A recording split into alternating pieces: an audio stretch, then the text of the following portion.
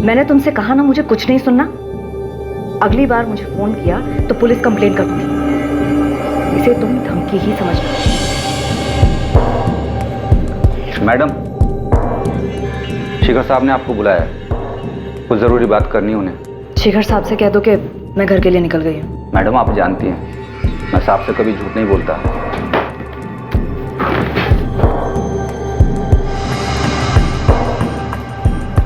अब आपको झूठ बोलने की जरूरत नहीं है।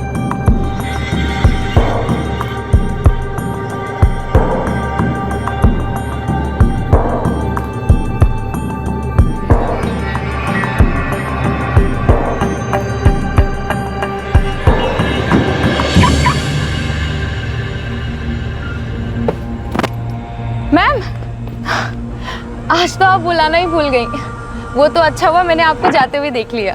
जानवी, आज मुझे कुछ काम है, तुम कैब ले लो। It's okay ma'am, no problem. See you tomorrow. Good night. नहीं। देविका ऑफिस से निकल गई।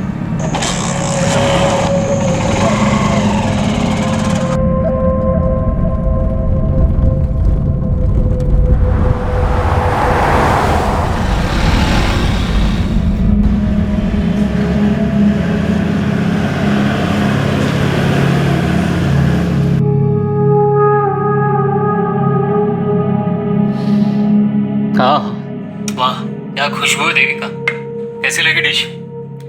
मैंने खास तुम्हारे लिए बनाई है। बस तुम घर जल्दी आ जाओ, हम लोग साथ में खाना खाएंगे। पुरुषोत्तम, तुम खा लो, मैं शिखर के साथ खा चुकी हूँ। देविका, पूरे दिल्ली में तुम्हें ऐसा लजीज चिकन कहीं नहीं मिलेगा। ये स्वीट हस्बैंड बनने वाला ड्रामा बंद कर दो। तुम चाहे जो कर लो, मैं अपना फैसला बदलने वाली नहीं। आज तक मैंने तुम्हारी हर घटिया हरकत नजरअंदाज की, लेकिन इस बार तुमने हमारी प्रॉब्लम्स में विद्युत को लाकर ठीक नहीं किया। तो मैं और क्या करता? तुम तो मेरी बात मानने से मुझे लगा कम से कम तुम अपने बेटे की बात तो मानोगी। तुम अपनी मनमानी करती हो, बेटा यहाँ पे अपनी मनमानी करता है और मैं तो यहाँ पे।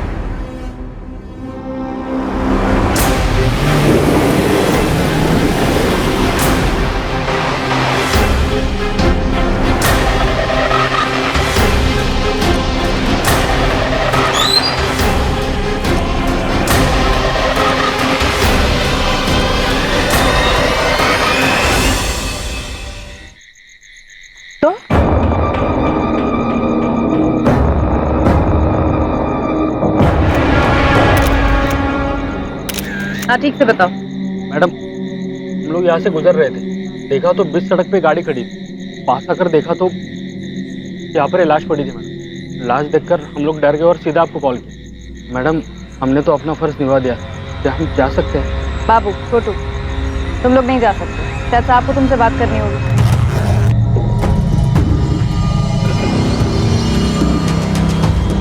मैडम,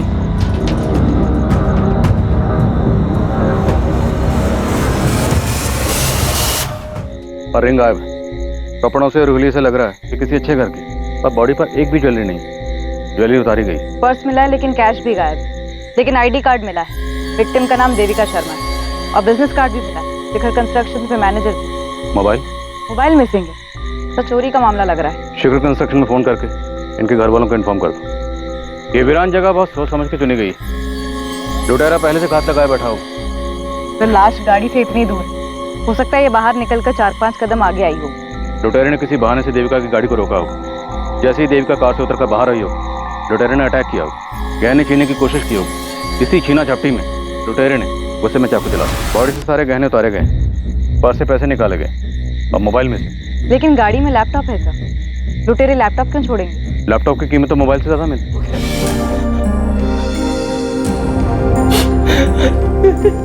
सर, किसने किया ये मेरी देविका के साथ?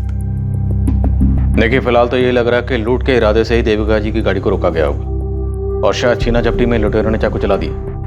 वैसे इतनी रात गए आपकी बीवी यहाँ कहाँ से रही थी? काम से आ रही थी। अभी कुछ घंटों पहले मेरी बात भी हुई थी देविका से। हम साथ खाना खाने वाले थे। देविका जी की किसी से कोई दुश्मनी?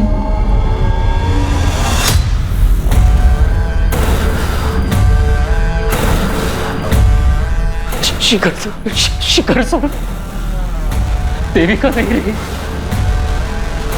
छोड़ के चली गई वो।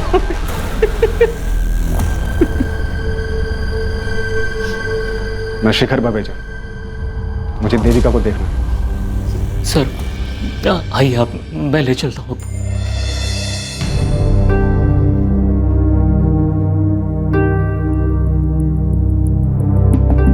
शिखर बवेजा मतलब शिखर कंस्ट्रक्शन के मालिक, राइट? जी सर, मेरी मम्मी के बॉस। बॉस होते हुए रातों रात दौड़े चले आए। काफी मानते होंगे देविका को। शिखर बवेजा बहुत बड़े आदमी है सर, और बड़े लोग सिर्फ अपने आप को मानते, जो मन में आया करते।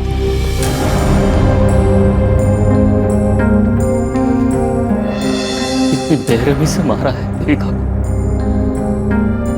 मैं बाहर हूं, मुझसे देखा नहीं जाता देविका को इस हालत में। पुरुषोत्तम जी, याद करिए, देविका का किसी से कोई झगड़ा हुआ हो, कोई अनबन रही हो? जी नहीं, देविका तो अपने काम से काम रखती थी। उसके लिए तो उसका अपना घर और उसकी जॉब, बस यही उसकी दुनिया थी। शिखर जी, देविका आपके साथ काम करती थी। कंस्ट्रक्शन लाइन जैसी कॉम्पिटिटिव फील्ड में अक्सर दुश्मनियां हो जाती हैं। क्या देविका की जान को किसी से खतरा था? खतरा मुझे था, दुश्मन मैंने पाले। और देविका पर इस तरह से हमला, तो हो सकता है आपके दुश्मनों में से किसी ने आपको चोट पहुंचाने के लिए ये सब किया। किसी में इतनी हिम्मत नहीं है कि शिखर बवेजा को चोट पहुंचा सके। अगर फिर भी किसी ने ये जुर्रत की है तो उम्मीद करता हूं कि जल्द से जल्द आप उन्हें गिरफ्तार कर लें। आप बेफिक्र रहिए, हम पूरी कोशिश करेंगे। कोशिश नहीं, मुझे रिजल्ट चाहिए, और वो भी जल्दी।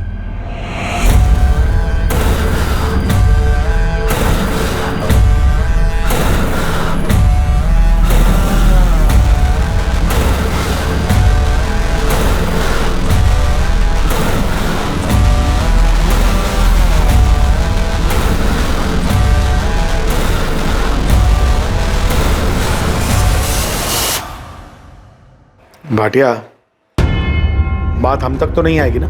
नहीं सर, कोई मुंह नहीं खोलेगा। जिसने देविका का भरोसा तोड़कर हमसे आग मिला लिया, उस पर इतना भरोसा करना ठीक नहीं। उसे कहो संभल कर।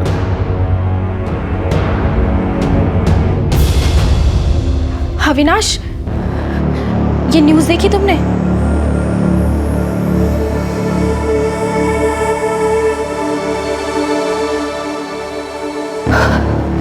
रोहित, ये तुम्हारा टिफिन। आज लौटने में थोड़ी देर हो जाएगी। ऑफिस के बाद लॉयर से मिलने जाना है। वो शिखर बवेजा के खिलाफ जो केस है वो। शिखर बवेजा के बजाय सिर्फ पापा भी तो कह सकती हो। मुझे पता है तुम नहीं मानोगी, लेकिन फिर से कह रहा हूँ, केस वापस ले लो। घर के झगड़े घर में सुलझाए जा सकते हैं, इसके लिए कोर्ट जाने की क्या जरूरत है? रोहित, मुझे देर हो रही है।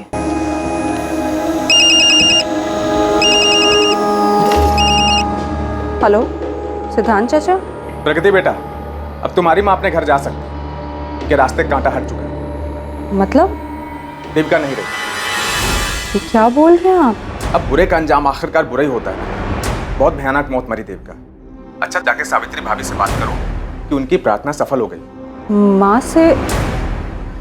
जी जी चाचा।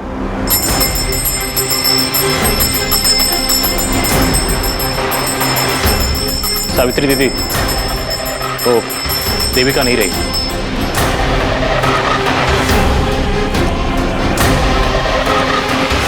शिखर कंस्ट्रक्शंस की मैनेजर देविका शर्मा की हत्या पर लोगों की अलग अलग प्रतिक्रियाएं थी। कुछ लोग वाकई देविका की मौत से दुखी थे और कुछ लोगों को राहत महसूस हुई थी। देविका शर्मा की जिंदगी के कई पहलू अभी सामने आने बाकी थे।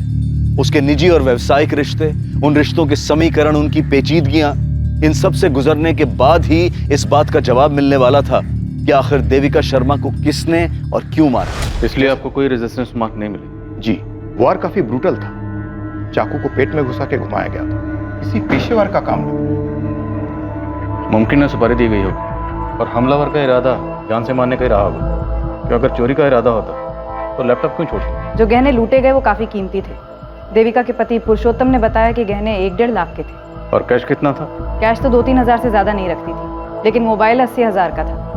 IMEI ट्रैकिंग पर डालने के लिए बोल दिया है। उस एरिया के जितने भी हिस्ट्री शीटर्स हैं सबको राउंड ऑफ करो। जैन सर। जी सर। यस सर, मैं अपडेट करता रहूंगा सर। Thank you.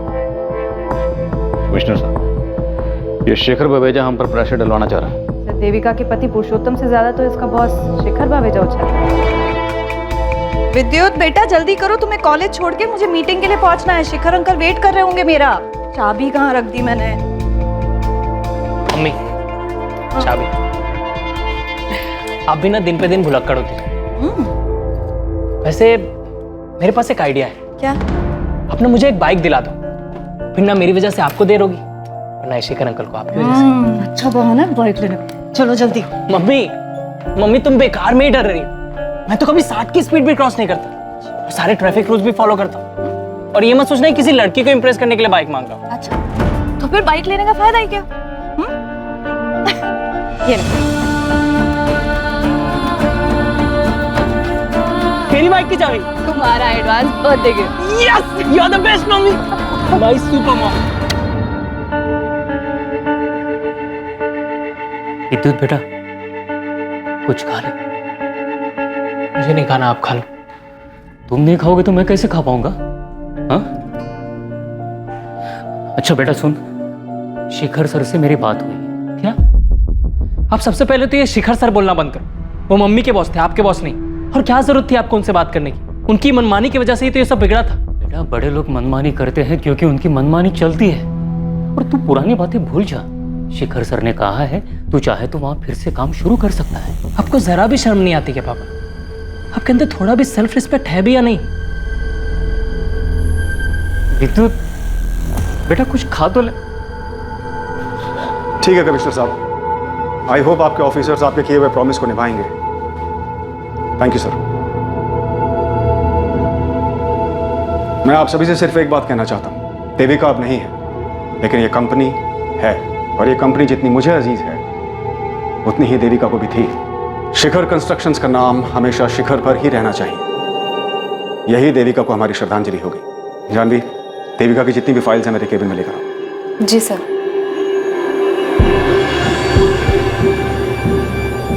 देविका, तुम शिखर कंस्ट्रक्शन में पिछले 8 महीने से काम कर रही हो। तुम्हारा पेपर वर्क, तुम्हारा क्लाइंट कोऑर्डिनेशन कमाल का है। मैं और शेखर भैया तुम्हारे काम से बहुत खुश हैं। लेकिन मेरी मानो तो तुम डेस्क जॉब को ही कंटिन्यू रखो, क्योंकि लैंड डीलिंग और कंस्ट्रक्शन का काम तुम्हें सूट नहीं करेगा। प्रधान बिल्कुल ठीक कह रहा है। और वैसे भी तुम्हारा बेटा विद्युत अभी छोटा है और घर और काम को एक साथ एडजस्ट कर पाना आसान नहीं है। इसलिए जितनी तुम्हारी कैपेसिटी है उतना ही काम हाथ में लो। सर मेरी कैपेसिटी मुझसे बेहतर और कौन जान सकता है? लेकिन टाइम कैसे मैनेज करोगी देविका? दोनों में से एक के साथ कॉम्प्रोमाइज होगा और मुझे डर है कहीं वो मेरा बिजनेस ना हो। सर ऐसा नहीं होगा। आप दोनों की तरह शिखर कंस्ट्रक्शंस को शिखर तक पहुंचाना अब मेरा भी सपना है।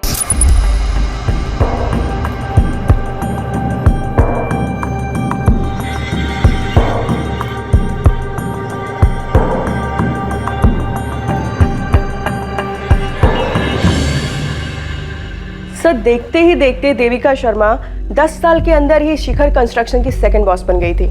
देविका शर्मा का डिसीजन मतलब फुल एंड फाइनल। उस पर फिर शिखर बावेजा भी कोई सवाल नहीं उठाता था। ये शिखर कंस्ट्रक्शन शेखर बवेजा और उसके भाई सिद्धांत बवेजा ने मिलकर शुरू किया था। तो अगर देविका सेकंड बॉस थी, सिद्धांत क्या था? सर सिद्धांत की स्टोरी में ट्रेजेडी ही ट्रेजेडी है। इनफैक्ट सिद्धांत ने ही देविका को जॉब पर लगवाया था, लेकिन देखते ही देखते देविका इतनी आगे बढ़ गई कि शिखर अपने सगे भाई से ज्यादा देविका पे भरोसा करने लगा था। देविका, जवाब दो, कितने रुपए खिलाए तुमने टेंडर प्राइस जानने के लिए? सीधे से कहिए ना, रिश्वत दी। सिंपल। इसका मतलब तुम मानती हो कि तुमने रिश्वत दी? जी दी। शिखर भैया, क्या रिश्वत आपके कहने पर दी गई? सिद्धांत, तू मेरा भाई है, तेरे को यहाँ काम करना है तो कर, लेकिन देविका के फैसलों पर उंगली मत उठाना। आजकल सिद्धांत गाजियाबाद में छोटा मोटा ब्रोकर है। तो मतलब देविका और शेखर बवेजा के भाई सिद्धांत में खटास तो थी, और इतने अरसे बाद बदला लेने का लॉजिक बनता नहीं। ये देविका का पति पुरुषोत्तम और बेटा विद्युत, उन पर क्या इन्फॉर्मेशन? 2 दिन दीजिए, पूरी हिस्ट्री निकाल के देती हूँ। जल्दी बता कर। देविका के जाने के बाद क्या हाल है शिखर भाई साहब के?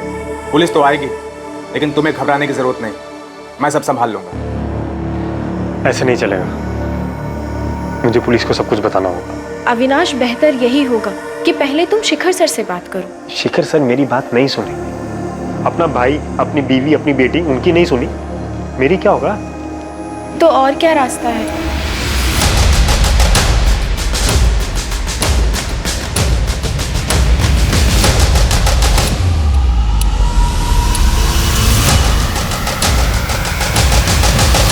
सर, हमें मम्मी की बॉडी कब तक मिलेगी? 2 दिन में मिल जाएगी। इन तस्वीरों को देखकर ऐसा लगता है कि तुम अपने पापा के बजाय शायद मम्मी के ज्यादा करीब थे। जी सर, इनफैक्ट मैं तो मम्मी को सुपर मॉम कहता था।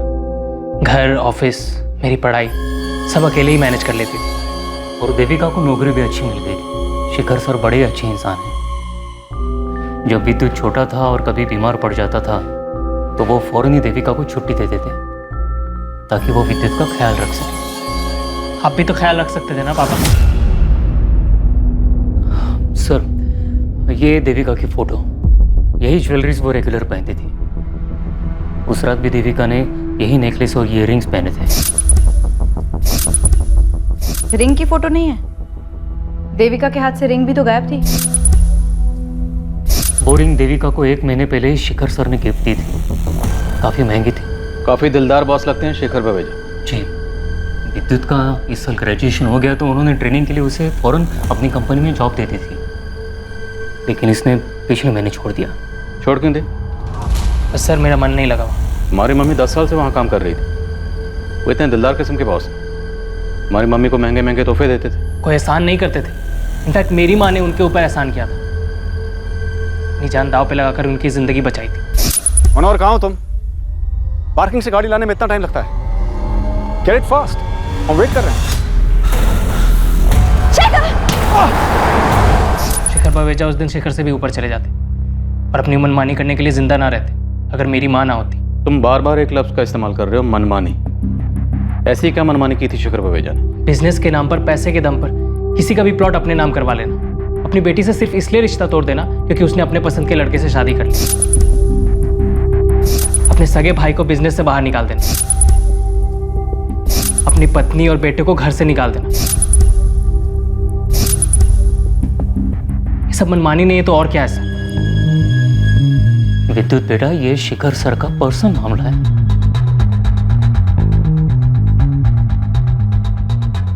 वैसे इस देविका शर्मा की कहानी में शिखर बावेजा का किरदार काफी स्ट्रांग नजर आ रहा है। और पुरुषोत्तम का किरदार काफी कमजोर। घर में माँ बेटे की इतनी तस्वीरें हैं लेकिन पुरुषोत्तम की एक भी नहीं। कुछ तो गड़बड़ थी इस फैमिली में। शिखर सर के खिलाफ बोलने की क्या जरूरत है? वो हमारी मदद करना चाहते हैं। आपको जरा भी दुख नहीं है ना मम्मी की मौत का? इनफैक्ट आपको तो ये दुख सताया जा रहा है कि कहीं जो पैसे आ रहे थे वो आना बंद ना हो जाए। इतने सेल्फिश कैसे हो सकते हैं पापा? ऐसा बिल्कुल नहीं है विद्युत। मैं भी देविका से बहुत प्यार करता था। दुख भी है उसके जाने का। हाँ, शायद मेरे चेहरे पे दिखता नहीं है क्योंकि पिछले 1 महीने से मैं खुद को इस बात के लिए तैयार कर रहा था कि देविका मुझे छोड़ के जाने वाली है। फिर भी आप शिखर बवेजा के नाम की ही माला जप रहे, जबकि सबकी वजह भी वही है। मैं नहीं करने वाला शिखर बवेजा की नौकरी। जी हाँ इंस्पेक्टर, जो रिंग देविका पहनती थी वो मैंने ही दी थी उसको। बिल है मेरे पास और उस पर रिंग की फोटोग्राफ भी है। मैं भिजवा दूंगा आपको। अच्छी बात है, आप हाथ पैर मार रहे हैं। उम्मीद करता हूँ किसी नतीजे पर भी पहुंचे। साहब, बुरा ना माने तो कुछ कहूँ? अगर आप मालकिन और विवेक बाबा को वापस घर बुला लेते तो। आज बोल दिया मनोहर, दोबारा नसीहत मत देना। आउट।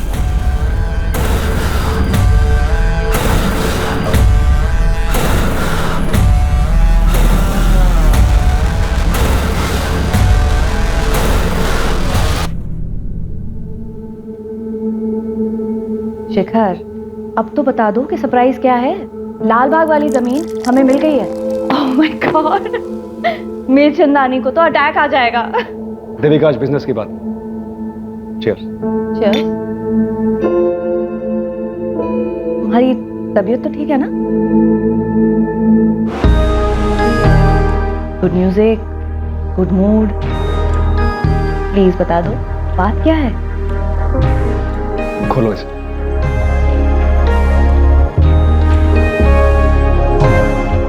शादी करोगी मुझसे?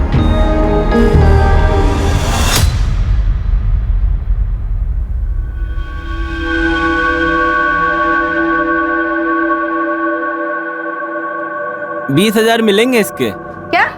2 लाख के माल? मेरा मतलब है गहनों का सिर्फ 20,000 रुपए। कुछ ठीक ठाक लगाओ ना।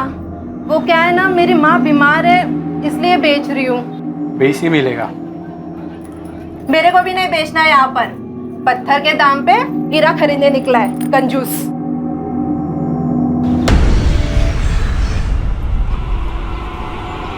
बाबू तू है क्या? मैंने बोला था ना तुझे, ये गहने तेरे पहनने के लिए है, बेचने के लिए नहीं। ऐसे गहने पहन के निकलूंगी तो लोग पूछेंगे नहीं क्या मुझे? इसलिए ना इसको बेचने में ही फायदा है। और वैसे भी ये लूट के गहने हैं, समझा? चुप कर पगली, मरवाएगी क्या? और वैसे भी दिल्ली में सिर्फ दीवारों के नहीं, हवाओं के भी कान होते हैं। और अगर गलती से पुलिस ने सुन लिया ना तो दोनों काम से गए। इस कहानी में भी कई मोड़ आने बाकी थे। पुलिस मर्डर के मोटिव को लेकर असमंजस में थी। किरदार कई थे, कहानियां भी कई थी, लेकिन हत्या का कारण अब भी गुप्त था। लेकिन जल्द ही संदिग्धों का पिटारा खुलने वाला था और कई दबे राज सबके सामने आने वाले थे। शुक्रिया मालकिन। कैसे हैं वो? सीकर साहब बहुत अकेले हो गए, लेकिन कभी कुछ जताते नहीं। मैंने उनसे बोला कि आपको और विवेक बाबा को वापस बुला लें, लेकिन उन्होंने मुझे डांट दिया। पर आप फिक्र ना करें, वो देविका तो अब रही नहीं। साहब एक दिन खुद आपको लेने आएंगे। नहीं जाऊंगा मैं उनके पास। वो लेने भी आएंगे ना, तब भी नहीं जाऊंगा, बोल देता हूँ। चुप रहो विवेक, तुम भी अपनी बहन की जैसी बातें करने लगे हो। उनका ख्याल रखिएगा और ऑफिस में जो कुछ भी हो रहा है उसकी खबर देते रहिएगा। जी मालकिन। सर, ये देविका के पति पुरुषोत्तम और उसके बेटे विद्युत का कंप्लीट केवाईसी निकाला है। ये पुरुषोत्तम थोड़ा अजीब कैरेक्टर है। नवाब की तरह जीता है, ना कोई काम ना कोई जिम्मेदारी, बस मटर गश्ती करना, गप्पे लड़ाना, यही उसका काम है। पुरुषोत्तम ने आखिरी जॉब 10 साल पहले की थी और जवानी में जितने भी जॉब किए कहीं पर भी 6 महीने से ज़्यादा नहीं टिका है। और देविका से शादी के बाद तो मानो उसने VRS ले लिया हो। उसकी सोसाइटी के लोग उसकी बहुत खिल्ली उड़ाते हैं, लेकिन उसकी मोटी चमड़ी पे कोई फर्क नहीं पड़ता है। और विद्युत को? बाप से बिल्कुल उल्टा। बात बात पे पटाखे फूटते हैं उसके दिमाग में। उसकी सोसाइटी के एक लड़के ने ही बताया था कुछ दिन पहले माँ बेटे में बहुत बड़ा झगड़ा हुआ था। क्या हुआ विद्युत? बाइक स्टार्ट नहीं हो रही? चल मेरे साथ कार में आ जा, तुझसे कुछ बात भी करनी है। शिखर के बारे में? शिखर अंकल बोलो बेटा। अंकल या डैडी? पापा ने मुझे सब कुछ बता दिया मम्मी। विद्युत, गाड़ी में बैठो, गाड़ी में बात करते हैं। क्यों शर्म आ रही है? अब शर्म नहीं आई जब उसकी दी हुई अंगूठी पहनी आपने? मैं आपको अपनी सुपर मॉम मानता था, आपने अपने बॉस के साथ। बकवास बंद करो, अभी तुम छोटे हो, ये नहीं समझोगे। लेकिन आप एक बात अच्छे से समझ लो मम्मी, आपको उस आदमी या मेरे में से किसी एक को चुनना होगा, क्योंकि मैं नहीं देख सकता आपको उसके साथ। और अगर ऐसा हुआ ना तो मैं कुछ कर बैठूंगा, या तो मैं अपने आप को मार दूंगा, या फिर उस शिखर को, या फिर आपको। विद्युत ने हमें बताया था कि शिखर विवेजा ने अपने बीवी बच्चों को घर से निकाल दिया था। आप एक बार इधर मेरी बात तो सुन लीजिए। मुझे तुम्हारी कोई बात नहीं सुननी, तुम्हारी शक्ल तक नहीं देखनी। तुम जाओ यहाँ से। चलो माँ, हम चलते हैं। हाँ जाओ, सब जाओ, मुझे कोई फर्क नहीं पड़ता है। Get lost। तो मतलब देविका और शिखर विवेजा के बीच में गहरा रिश्ता था, दोनों सीरियस थे। हो सकता है यही देविका के कत्ल की वजह बनी। देखिए, आपको कोई गलतफहमी हुई। मेरे पति ने मुझे घर से नहीं निकाला है। वो मुझे थोड़ी अस्थमा की प्रॉब्लम है, इसलिए हवा पानी बदलने मैं अपने बेटे के साथ अपने भाई के यहाँ आई। अब भी वक्त है, जो भी वो बता दीजिए, वरना हम सब तक पहुँच ही जाएंगे। मम्मी ने आपसे जो कहा वही सही है। उसकी तबीयत ठीक नहीं, इसलिए हम मामा जी के घर आए। नहीं मैडम, जीजा जी और दीदी में कोई प्रॉब्लम नहीं। हाँ प्रॉब्लम थी, पर इतनी भी बड़ी प्रॉब्लम नहीं थी जो कभी ठीक नहीं हो सकती। प्रगति, पुलिस स्टेशन आ सकती हो? लेकिन आपकी माँ और भाई ये दोनों तो कह रहे हैं कि कोई प्रॉब्लम नहीं। झूठ बोल रहे हैं सब। मेरी माँ, मेरे मामा जी और कुछ हद तक मेरा भाई विवेक भी, सब डरते हैं शिखर बावेजा से। शिखर बावेजा? आप नहीं डरती अपने पापा से? नहीं, मैं किससे नहीं डरती, लेकिन मेरी माँ डरती है मेरे बाप से, समाज से, उसके आने वाले कल से।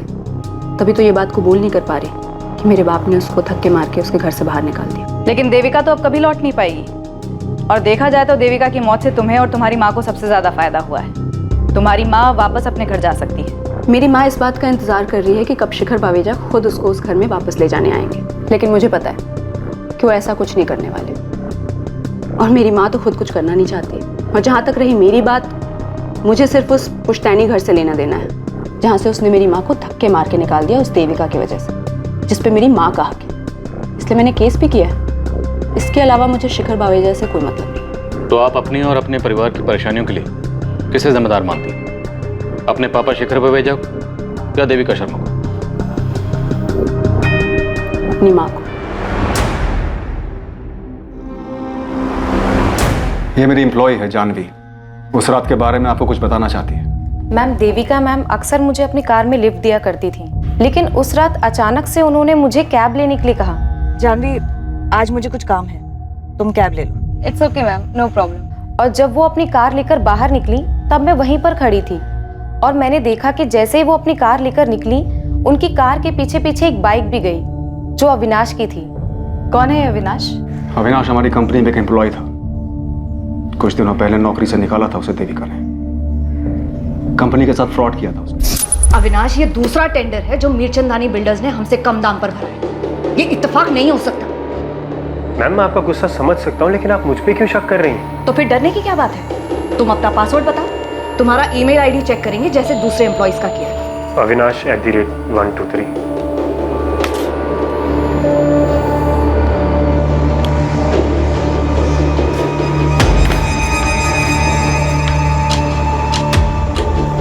Ma'am, I have no idea ये किसने किया है। आई थिंक मेरा ईमेल अकाउंट हैक हुआ है।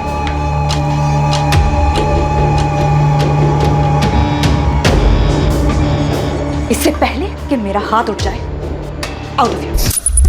मैम, मैं ये नहीं कह रही हूँ कि अविनाश ने ही देविका मैम का मर्डर किया है, लेकिन वो बाइक अविनाश की ही थी और शायद चला भी वही रहा था, लेकिन उसने हेलमेट पहना था इसलिए मैं उसका चेहरा ठीक से देख नहीं पाई। देविका ने मुझे बताया था कि नौकरी से निकाले जाने के बाद भी अविनाश उसे फोन किया करता था। मैंने तुमसे कहा ना मुझे कुछ नहीं सुनना। अगली बार मुझे फोन किया तो पुलिस कंप्लेन कर दूंगी। मुझे इस अविनाश का नंबर और एड्रेस चाहिए। जानवी, यू कैन गो।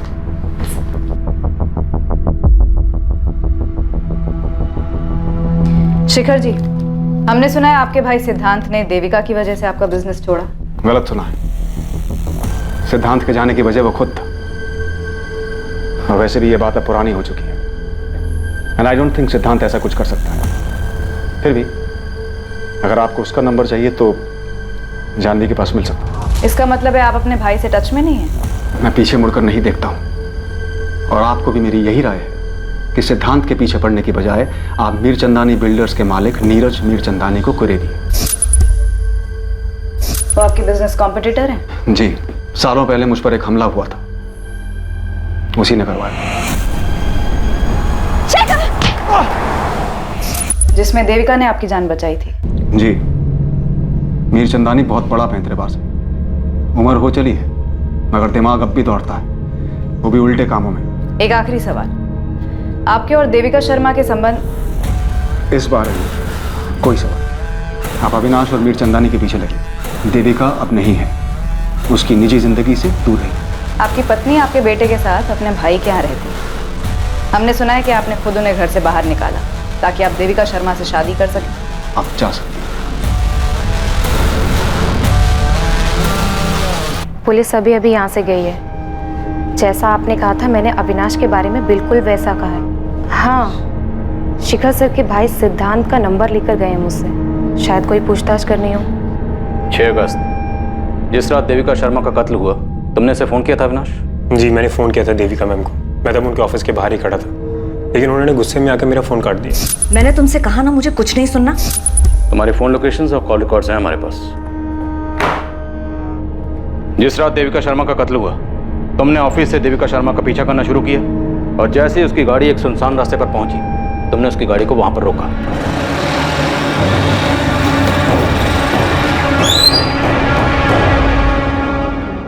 तुम? और फिर वहां तुमने देविका शर्मा का कत्ल किया और थोड़ी दूर ले जाकर उसकी बॉडी को छोड़ दी। जी नहीं, ऐसा कुछ भी नहीं हुआ था सर।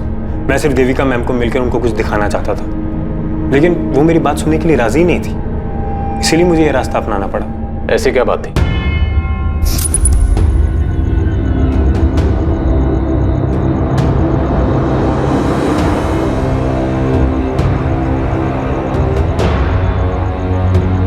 देविका मैम, अब यकीन हुआ आपको मेरी बात का? तुम कल ऑफिस आ जाओ, मैं सब ठीक कर दूंगी। लेकिन मेरी किस्मत खराब थी। उसी रात देविका मैम को किसी ने मार डाला। तुमने हमें बेवकूफ समझा। तुम हमें कोई भी झूठी कहानी सुनाओगे और हम यकीन कर लेंगे।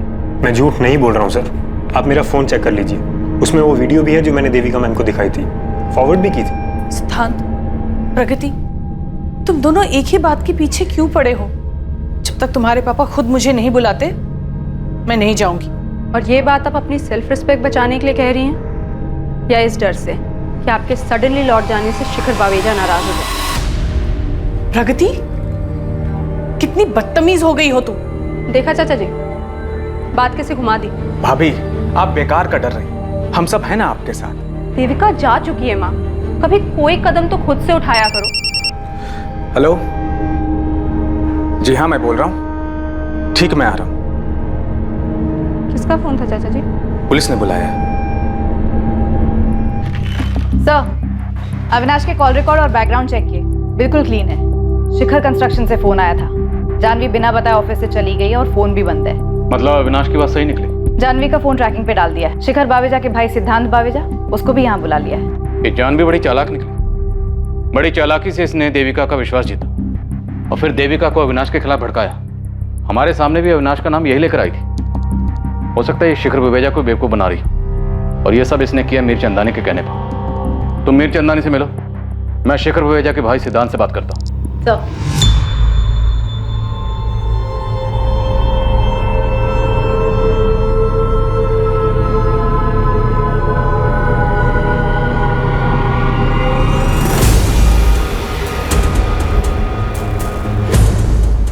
मीर चंदानी जी, कुछ कहना चाहेंगे इस वीडियो के बारे में? अब क्या कहूँ सर, लेकिन सच तो यही है कि मेरे सगे भाई शिखर बावेजा ने उस देविका के लिए मुझे बिजनेस से निकाल दिया। तो आपके साथ ये जो नाइंसाफी हुई उसके लिए गुस्सा तो आपको बहुत आया होगा, और ऊपर से शिखर और देविका शर्मा कहाँ से कहाँ पहुँच गए, इतने कामयाब हो गए। कामयाबी एक भ्रम है इंस्पेक्टर। शिखर को लगता है कि वो कामयाब है, देविका को भी कुछ ऐसा ही लग रहा था। लेकिन जरा दोनों के घरों में झांक के देखिए, शिखर अकेला रहता है, ना अपनी बीवी का रहा और ना देविका का। और देविका के साथ क्या हुआ वो तो आप जानती ही हैं। और इसे आप अपनी कामयाबी मान रहे हैं। देविका की सुपारी देकर आपको क्या फायदा हुआ? सुपारी? मैंने रिश्वत देने के नाम पे कंपनी छोड़ दी और आप सुपारी देने की बात कर रहे हैं? मैं उसूलों वाला आदमी हूँ सर। बिजनेस में उसूल तो आप मानते नहीं। जानवी का इस्तेमाल किया। मेरे बारे में कई सारी अफवाहें फैली हैं मार्केट में, लेकिन ये मर्डर करवाना मेरा तरीका नहीं है। मैं खिलाने पिलाने में यकीन रखता हूँ। देखिए, जानवी ने जो किया अपनी मर्जी से किया और उसकी बराबर कीमत मिलती रही उसे। और जानवी की मदद से नए कॉन्ट्रैक्ट पाने में हम हमेशा शिखर से आगे रहे हैं। तो देविका को मरवा के मुझे क्या फायदा होगा? सर, देविका के मरने से मुझे कोई फायदा नहीं, और वैसे भी मैं भैया के साथ बिजनेस करना चाहता ही नहीं हूँ। मैं तो बस इतना ही चाहता हूँ कि सावित्री भाभी और विवेक वो अपने घर वापस चले जाए और शिखर भैया प्रगति को फिर से अपना ले। जब से उसने लव मैरिज किया है तब से भैया ने सारे रिश्ते उसके साथ तोड़ दिए। तो आपको क्या लगता है देविका शर्मा के मरने से सबसे ज्यादा फायदा किसे हुआ होगा? शिखर बावेजा को। देविका उससे रिश्ता तोड़ना चाह रही होगी और शिखर ने उसके लिए अपने परिवार को घर से बाहर निकाल दिया। शिखर एक बहुत ही इगोइस्टिक इंसान है, उसे मंजूर नहीं कि कोई उसे ना कहे, और इसीलिए उसने देविका को मरवा दिया। शायद देविका का पति पुरुषोत्तम, अगर शिखर भैया और देविका ने शादी कर ली होती तो सबसे ज्यादा नुकसान पुरुषोत्तम को होता, क्योंकि वही है जो अपनी बीवी की कमाई पे सालों से पल रहा था। सब अपनी कहानी अपनी सोच बयां कर रहे थे, सच की राह में झूठ की धूल उड़ा रहे थे ताकि सभी अपना सच ढक सके। लेकिन देविका शर्मा के मर्डर का सच सामने आने वाला था। लालच की वजह से हुई एक चूक इस केस का रुख बदलने वाली थी। 50,000 गिनने में कितना टाइम लगता है? जल्दी करो ना, माँ बीमार है मेरी। अरे कहाँ लेकर जा रहे हो? मैंने कुछ नहीं किया है। साहब मैंने उस औरत को नहीं मारा था, मैंने बस उसके गहने चुराए। घर जा रहे थे क्या? पर्स में मोबाइल और पैसे थे, वो छोटू ने रख लिए और अपने गांव बेगूसराय चला गया। मैंने गहने लिए, सोचा कि अपनी बीवी रमा को दे दूंगा। गहने पैसे सब कुछ लेकर गए, और लैपटॉप वो कहीं छोड़ा था? लैपटॉप जेब में आता नहीं ना, इसलिए छोड़ दिया। वो उस दिन हम लोग आपसे बात कर रहे थे ना, तो गहने और पैसे हमारे जेब में ही थे। और चाकू? चाकू कहाँ था? कौन सा चाकू साहब? हम लोग ने कोई खून नहीं किया। यकीन मानिए साहब, मैं सच बोल रहा हूँ। देख बे, जब तक सच नहीं बोलेगा ना तू यहाँ से जाएगा नहीं। और तेरा पार्टनर छोटू, उसका पता बोल। बोल।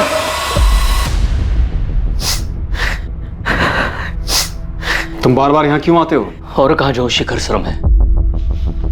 मैंने विद्युत को बहुत मना है, लेकिन वो यहाँ काम करना ही नहीं चाहता है। अब पता नहीं कैसे गुजरा होगा हमारा। हाँ ठीक है, मैं हर महीने कुछ ना कुछ भिजवा दूंगा, लेकिन दोबारा यहाँ मत आना। आपका बहुत बहुत धन्यवाद शिखर सर। समझ में नहीं आता कि तुम्हारे जैसे बगैर रीढ़ की हड्डी वाले आदमी को देविका कैसे मिल गई।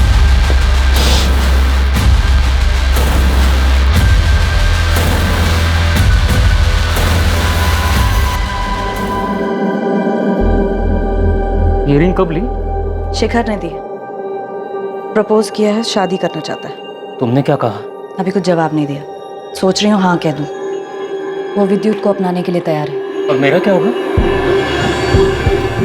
पुरुषोत्तम, अपने बलबूते पर चलना सीख लो। मुझे जितना जलील करना है कर लो, पर मुझे छोड़ने की बात मत करना। छोड़ो मुझे पुरुषोत्तम, मैंने कहा छोड़ो। विद्युत की वजह से अभी तक सोच रही हूँ। अगर बात हमारी होती तो कब का डिसाइड कर चुकी हूँ। इस बाबू की धुलाई में कोई कसर नहीं छोड़ी, लेकिन वो अभी भी अपनी बेगुनाही की रट लगा रहा। सर, देविका का सामना अविनाश से भी हुआ था, लेकिन उसके खिलाफ भी कोई सबूत नहीं मिला है। बाबू अविनाश दोनों के कॉल रिकॉर्ड्स क्लीन है, और बाबू का कोई क्रिमिनल रिकॉर्ड भी नहीं। तो मतलब पक्का ये कोई पर्सनल मामला। पर्सनल मामलों की जानकारी कोई करीबी दे सकता है। साहब, मैं जाता हूँ।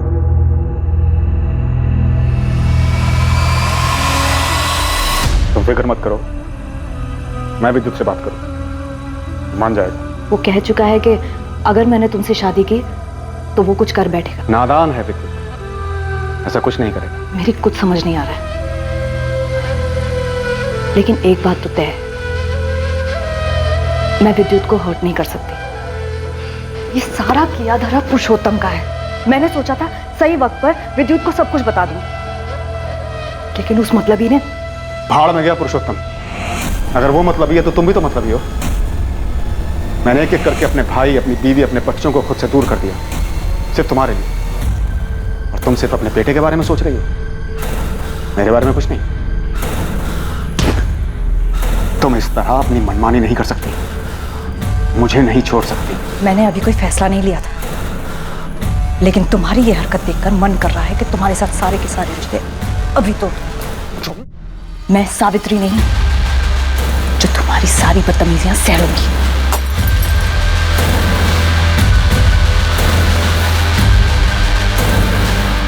सर, ये बाबू जिसे आपने पकड़ा है, क्या इसने मारा है मेरी मम्मी को?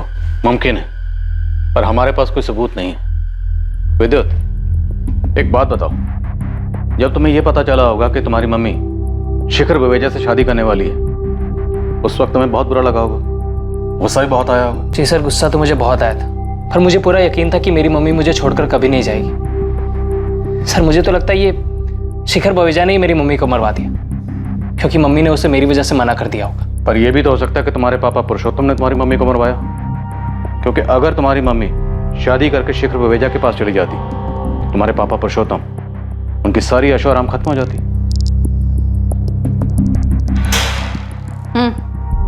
चल बाबू, तेरी छुट्टी। सच में मैडम, वो खूनी मिल गया आपको? हाँ मिल गया, तू जा। वैसे मैडम, किसने किया खून?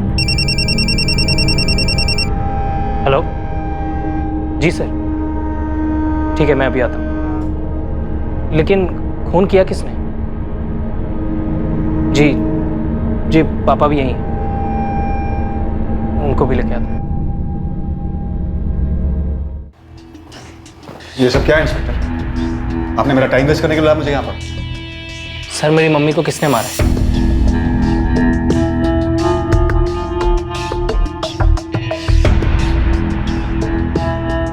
शेखर जी, आपका वफादार नौकर मनोहर कहाँ? कल शाम से काम पर नहीं आया, उसका फोन भी नहीं लगा। हमारी कस्टडी में। व्हाट? जैसे देविका जी ऑफिस से निकली, मैंने बल्ली को एसएमएस किया। हमने पहले से प्लान बनाया था देविका जी के घर के रास्ते पर एक सुनसान जगह पड़ती है। वहाँ बल्ली पहले से ही घात लगाए बैठा था। हाँ बल्ली भाई, काम हुआ? जब मुर्गी आई ही नहीं तो हलाल क्या करूंगा? क्या ये कैसे हो सकता है? तुमने बोला था कि 15 मिनट लगेंगे, आधे घंटे से यहीं खड़ा हूं मैं। 10 मिनट और रुको प्लीज, वो जरूर आएगी। बाद में पता चला कि अविनाश ने देविका जी का रास्ता रोका था। ये बल्ली कौन है? तुझे कहाँ मिला? बल्ली मेरे गांव का है। कुछ देर बाद देविका जी वहाँ से गुजरी और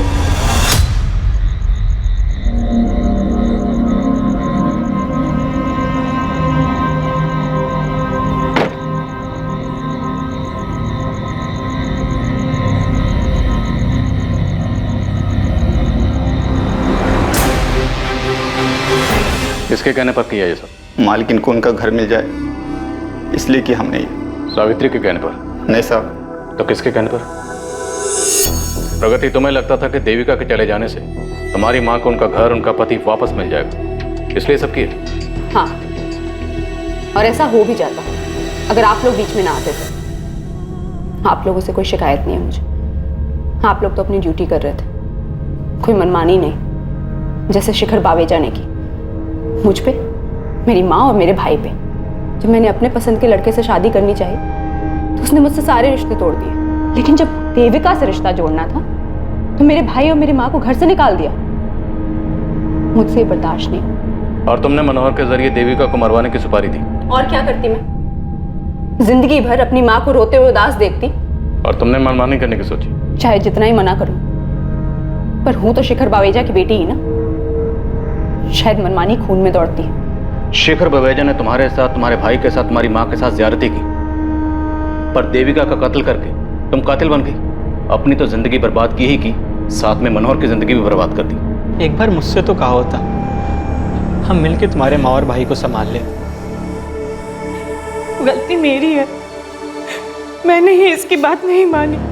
हिम्मत करके मुझे शिखर को छोड़ देना चाहिए था।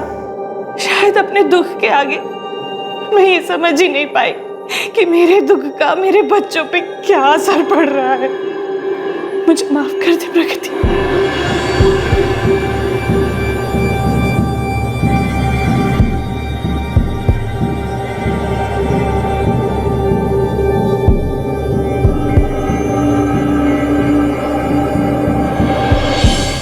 एक हफ्ते के अंदर पुलिस ने सुपारी किलर बाली को भी गिरफ्तार कर लिया। प्रगति ने जो भयंकर कदम उठाया वो बिल्कुल गलत था। क्राइम किसी समस्या का हल हो ही नहीं सकता। अगर शिखर और सावित्री ने वक्त रहते अपने बिगड़े हुए रिश्ते खत्म कर दिए होते, दोनों अलग हो गए होते, तो शायद प्रगति के मन में नफरत इस हद तक नहीं पनपती और वो नहीं होता जो हुआ। कुछ लोग ये तर्क जरूर दे सकते हैं कि देविका इस परिवार को तोड़ने की जड़ थी, लेकिन किसी तीसरे को दोष देकर यह हकीकत नहीं बदली जा सकती है कि दरअसल शिखर और सावित्री ही अपने परिवार में मची तबाही के लिए जिम्मेदार थे। एक खोखली शादी को सिर्फ इसलिए बरकरार रखना ताकि बच्चे और माँ बाप दोनों एक साथ रह सकें, ये किसी समस्या का हल हो ही नहीं सकता। देखते हैं हमारे आज के एपिसोड की दूसरी कहानी। किसी के साथ सो रहे हो ना तुम? कौन है वो? कार्तिक, तुम मुझसे तंग आ गए हो ना? तुम्हें अब पहले जैसे नहीं लगती मैं। क्या बकवास कर रही हो तुम Natasha? You know baby, I love you। तुम्हारे अलावा मेरी लाइफ में और कोई नहीं है। झूठ मत बोलो मुझसे। दूध पीती बच्ची नहीं हूं मैं जो तुम्हें समझ ना पाऊं। सब जानती हूं मैं कार्तिक, और सच्चाई एक्सेप्ट कर ली है मैंने। बस नाम बताओ कौन है वो? Stop it now। मैं तुमसे प्यार करता हूँ, इसका ये मतलब नहीं तुम जो भी बकवास करोगी मैं चुपचाप सुन लूंगा। ये रोज रोज के नखरे से मैं परेशान हो गया हूँ। हाँ, परेशान तो हो गई मुझसे। कोई और जो मिल गई है तुम्हें। छुटकारा पाना चाहती हो ना तुम मुझसे हमेशा के लिए?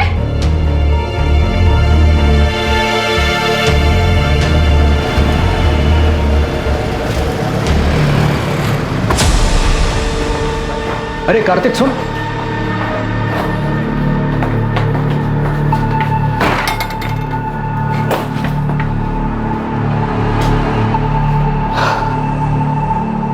क्या बात है कार्तिक, इतना परेशान क्यों है?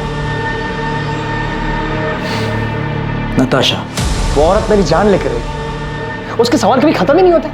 कहाँ गए थे, किसके साथ थे, इतनी देर क्यों हुई, और आज तो किसके साथ सो रहे हो? एक मिनट का सुकून नहीं है घर पर। इसे आराम से समझाने की कोशिश कर, शायद मान जाएगी। अरे वो कुछ सुनने को तैयार हो तब जाके समझाओ ना यार। तंग आ गया हूँ उससे। मैंने डिसाइड कर लिया, इस बात का सॉल्यूशन निकालना ही होगा। बीमारी का इलाज जड़ से हो तो ही अच्छा है। अभी नताशा की बात को छोड़, वो रूम नंबर 7 वाली मिसेस मेहरा, उसका क्या करना है यार? जबरदस्ती ऑपरेशन की बात कर रही है वो।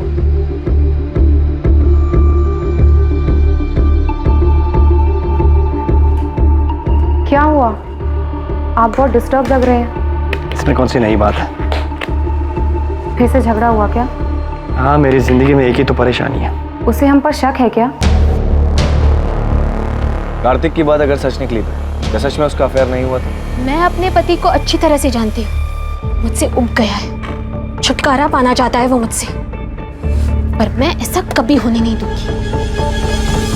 मैं तुम्हारे साथ हूँ नताशा। आगे जो कुछ भी करना है सोच समझ के करना होगा।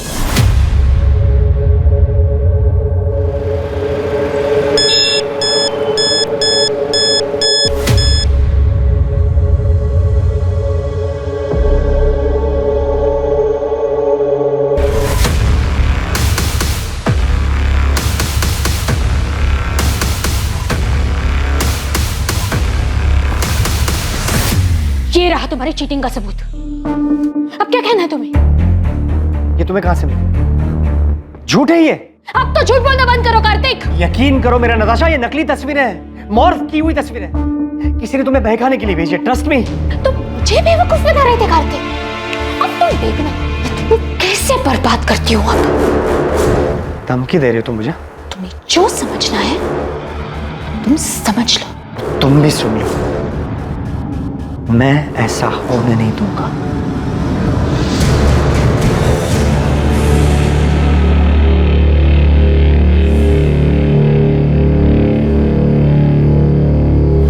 नहीं, किसी को शक भी नहीं हुआ।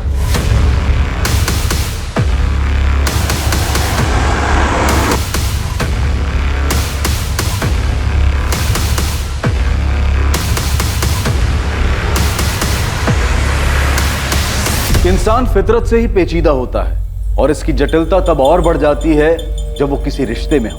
भरोसे का टूट जाना और आपसी समझदारी की कमी, किसी भी रिश्ते के बिगड़ने के पीछे अक्सर ये वजहें अहम होती हैं। और जब ऐसा होता है तब रिश्तों में आक्रोश पनपता है और पता ही नहीं चलता कब दिलों में खींच पैदा हो जाती है।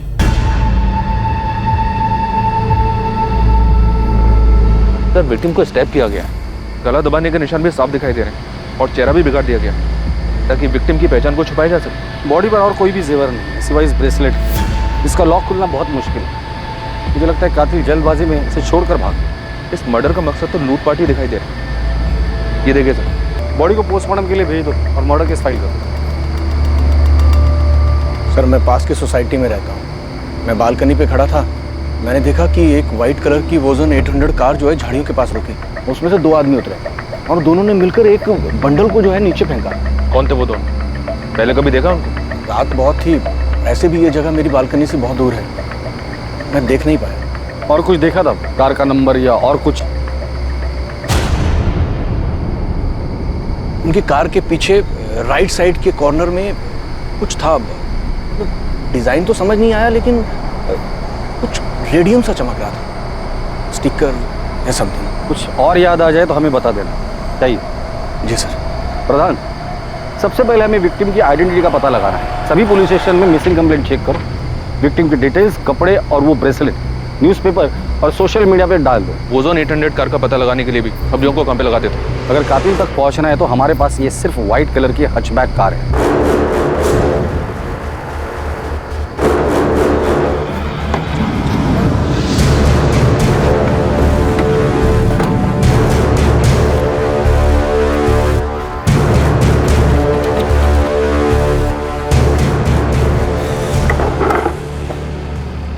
राजीव, किसी को शक तो नहीं होगा ना कि ये गाड़ी मेरी थी?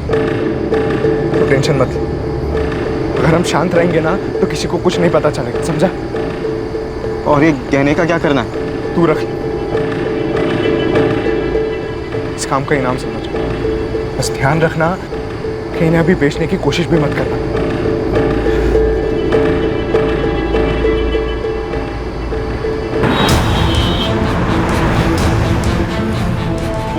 मुखबिरों को भी सक्रिय कर उस रेडियम स्टिकर वाली वोजान 800 कार का पता लगाने के लिए कहा गया, जिसका इस्तेमाल विक्टिम की लाश को ठिकाने लगाने के लिए किया गया था। पल्लवी मैम, हाँ क्या हुआ सरिता? वो शास्त्री नगर वाले केस में उन तीनों बच्चियों को कहाँ बेचा गया इसका पता चल गया।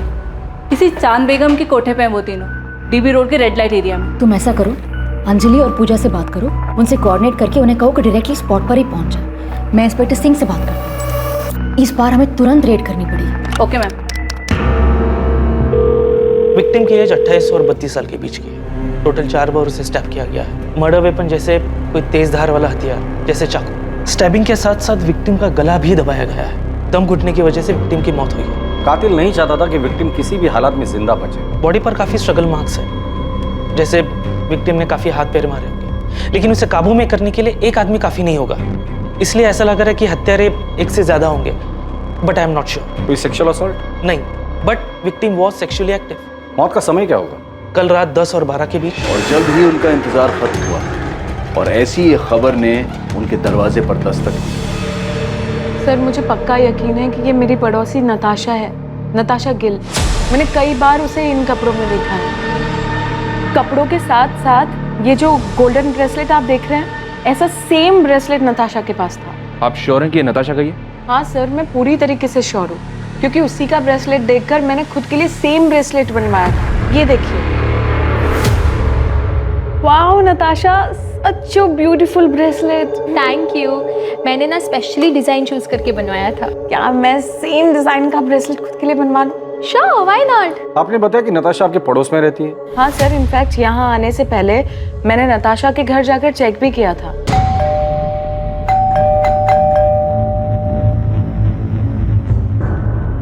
उसके बाद मैंने नताशा और उसके पति कार्तिक को फोन भी ट्राई किया, पर दोनों का नंबर स्विच ऑफ आ रहा था। ये सब देखकर मुझे लगा कि कुछ ना कुछ तो गड़बड़ है, इसलिए मैं सीधा यहाँ पर आ गई। आप मुझे कार्तिक और नताशा का नंबर लिख के दीजिए। वैसे ये दोनों काम क्या करते हैं? सर कार्तिक डॉक्टर है और उसका खुद का नर्सिंग होम भी है, fit and care nursing home, जो जीवन चौक पर है। और नताशा टीचर है, स्कूल में हायर क्लासेस को पढ़ाती है। नताशा और कार्तिक के बीच रिलेशन कैसा था? देखने से तो सब ठीक ही लगता था सर, पर कभी कभी नताशा की बातों से ऐसा लगता था कि वो अपने हस्बैंड को लेकर बहुत पसेसिव थी। सर, कार्तिक और नताशा दोनों के फोन स्विच ऑफ। कोई और नंबर है? मेरा मतलब है माँ बाप या कोई रिलेटिव? नहीं सर, मेरे पास तो कोई नंबर नहीं है, पर आप उज्ज्वला से पूछ सकते हैं। वो मेरे यहाँ काम करती है और नताशा के यहाँ पर भी वही काम करती है।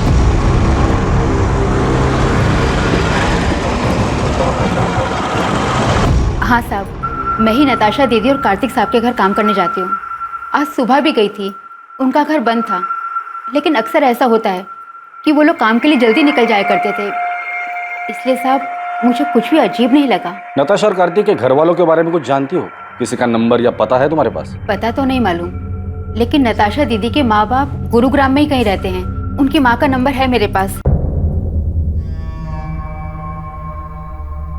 इन दोनों का आपस में रिश्ता कैसे था? पहले तो बहुत अच्छा रिश्ता था, लेकिन पिछले 3 महीने से उन दोनों के बीच में काफी झगड़े हो रहे थे।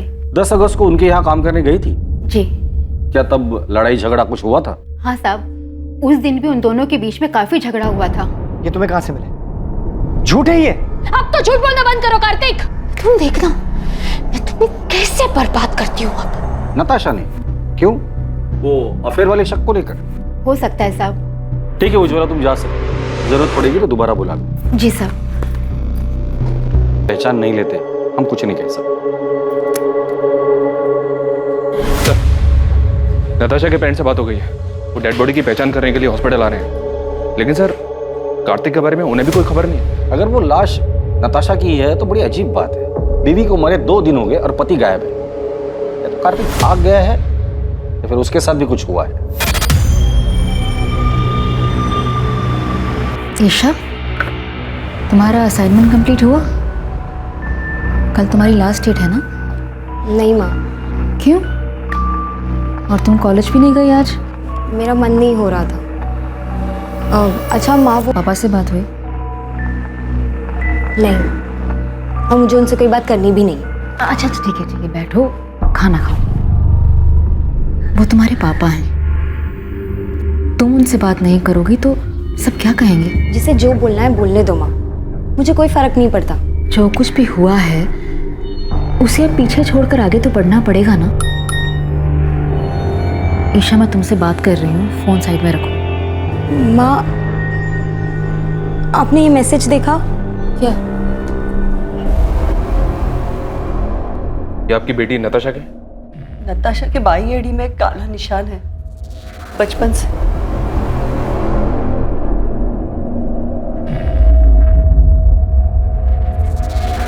नताशा, नताशा, नताशा, सर 4 साल पहले नताशा को मलेरिया हुआ था। तब हमने कार्तिक के नर्सिंग होम में ही उसी की एडमिशन की थी। कार्तिक और नताशा पहली बार वहीं पे मिले थे। हमें उनके रिश्ते के बारे में बहुत बाद में पता चला। कार्तिक मुझसे 12 साल बड़ा हुआ तो क्या हुआ, उसे क्या फर्क पड़ता है? हम एक दूसरे से बहुत प्यार करते हैं, ये काफी नहीं है? नताशा, तुम अभी समझ नहीं रही हो। 12 साल बहुत होते हैं, और फिर कार्तिक की एक बार पहले शादी हो चुकी है। तुम्हें उससे बेहतर लड़का मिल जाएगा। मुझे बेहतर लड़का नहीं चाहिए पापा, मुझे बस कार्तिक चाहिए। मैं कार्तिक से प्यार करती हूँ। नताशा, तुम हर वक्त अपनी मनमानी नहीं कर सकती। आखिर समाज में भी हमारी कुछ इज्जत है। पापा प्लीज एक बार सोच कर तो देखो, कार्तिक में क्या कमी है? कार्तिक अच्छा लड़का है, अच्छा कमाता है, डॉक्टर है, और सबसे बड़ी बात वो मुझसे बहुत प्यार करता है। Can I interrupt sir? Sir, मैं आपसे वादा करता हूँ मैं नताशा का ख्याल रखूँ।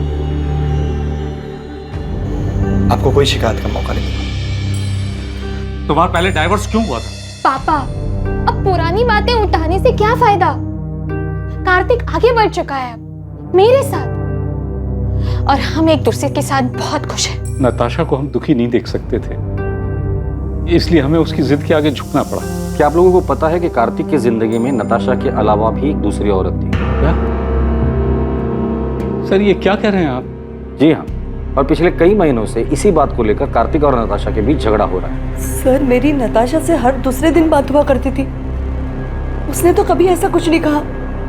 सर, नताशा और कार्तिक दोनों के कॉल रिकॉर्ड्स कल सुबह तक आ जाएंगे। प्रधान, जल्द से जल्द हमें कार्तिक तक पहुंचना होगा। पहले उसकी बीवी नताशा की डेड बॉडी हमें मिलती है, फिर पता चलता है कि उसके लाइफ में नताशा के अलावा दूसरी औरत भी, और इन सब के बीच ये कार्तिक कहाँ गायब हो गया पता नहीं। हो सकता है सर कार्तिक के कॉल रिकॉर्ड से हमें उस दूसरी औरत का पता चल जाए।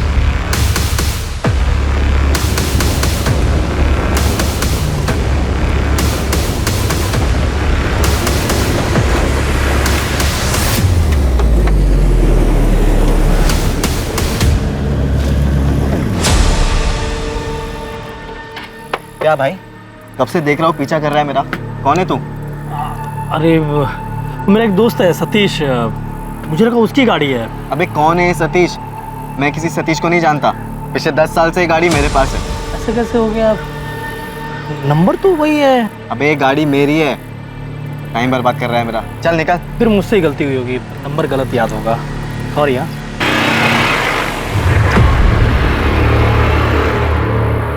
हाँ विक्रांत बोल। राजीव, वो एक आदमी मेरा पीछा कर रहा था गाड़ी से। पीछा कर रहा था? तो तूने क्या किया? मैंने उससे जब पूछा तो बोल रहा था कि किसी सतीश की गाड़ी है ये। तूने उसकी शक्ल देखी ना? वो दिखने में कैसा था? मतलब पुलिस वाला लग रहा था क्या तुझे? नहीं, पुलिस वाला तो नहीं लग रहा था वो।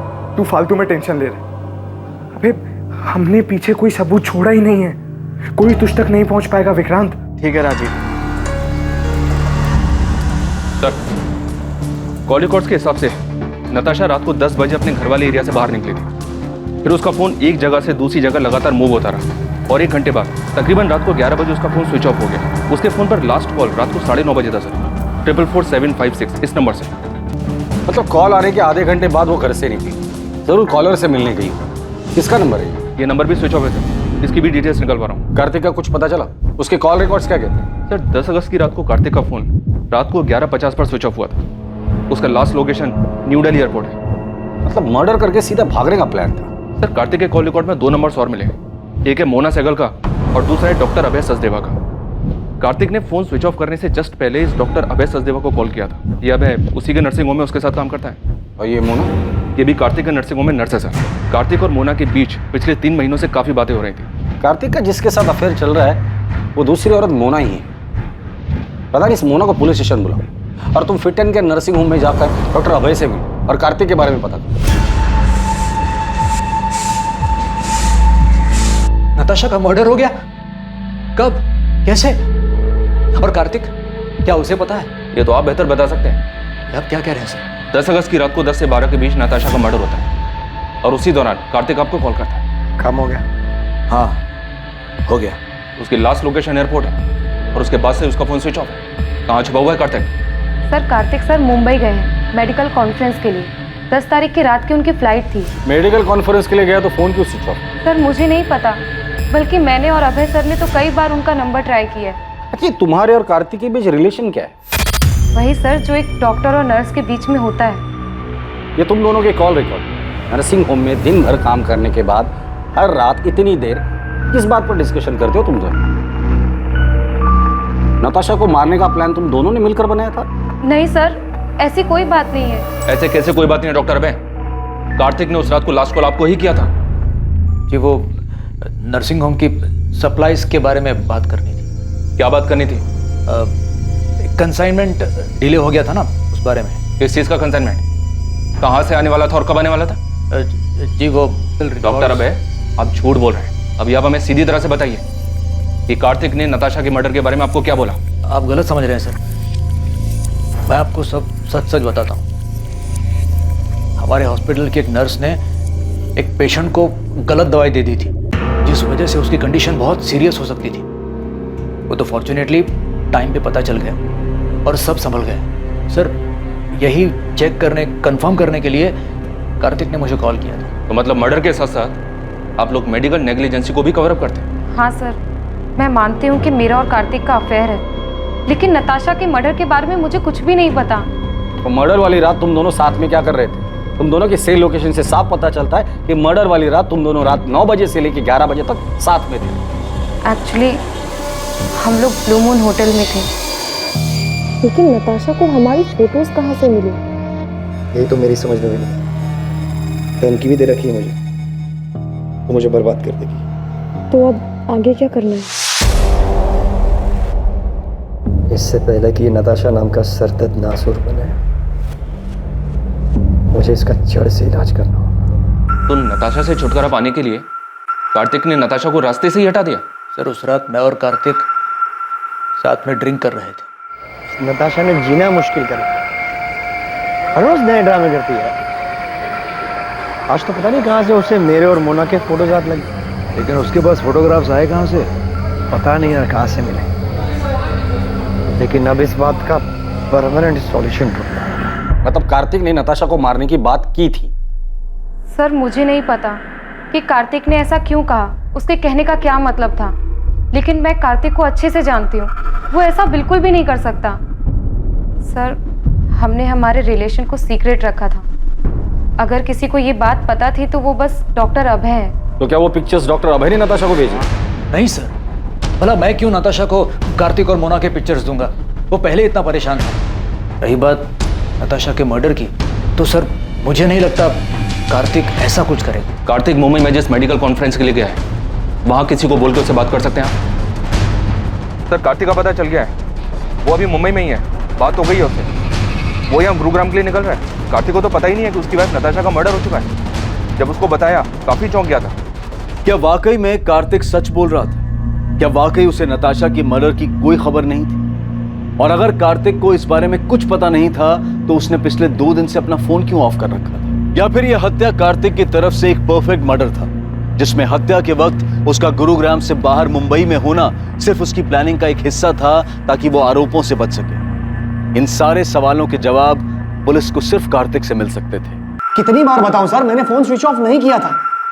मोना से मिलने के बाद मैं कैब लेकर एयरपोर्ट के लिए निकला था और गलती से फोन कैब में छूट गया। नताशा से पहले भी तुम्हारी एक शादी हुई थी, वो बीवी कहाँ है? उसकी डेथ हो चुकी है। उसी के बाद मैंने नताशा के साथ शादी की। नताशा के माँ बाप को झूठ क्यों बोला था कि तुम्हारा डिवोर्स हुआ है? मैंने झूठ नहीं बोला, नताशा ने बोला था। वो क्यों झूठ बोले?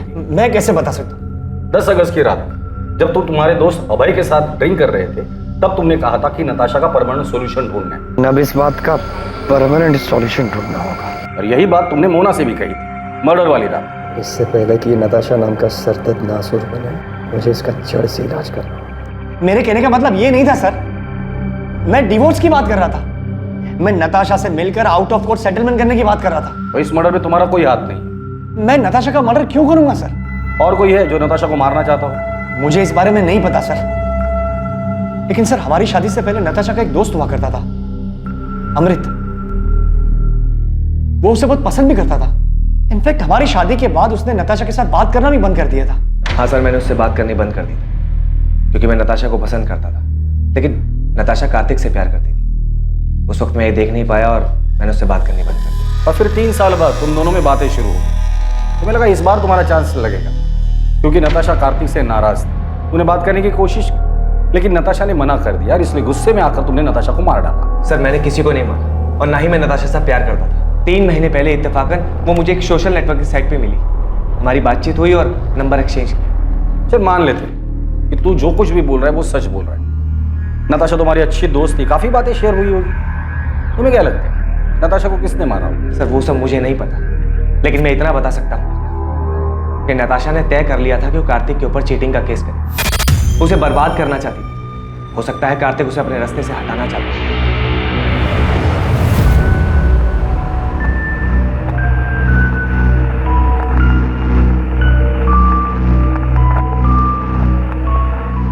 ये कार्तिक तो हमारे साथ गेम खेल रहा है।